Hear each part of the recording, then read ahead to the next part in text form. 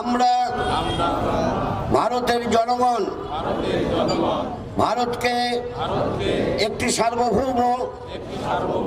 সমাজতান্ত্রিক ধর্মনিরপেক্ষ গণতান্ত্রিক সাধারণতন্ত্র রূপে গড়ে তুলতে এবং তার সকল নাগরিকই যাতে সামাজিক অর্থনৈতিক ও রাজনৈতিক ন্যায় বিচার চিন্তা মত প্রকাশ বিশ্বাস ধর্ম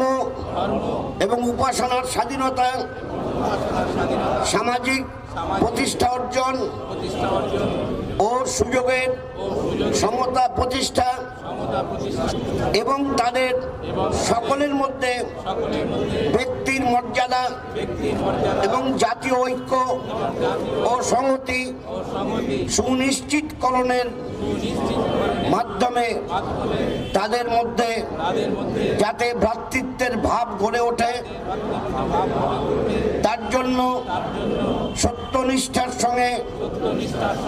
শপথ গ্রহণ করে আমাদের গণপরিষদে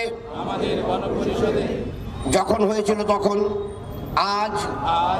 1949 সালের 26শে নভেম্বর এতদ্বারা এই সংবিধান গ্রহণ বিধিবদ্ধ এবং নিজেদের অর্পণ করছি।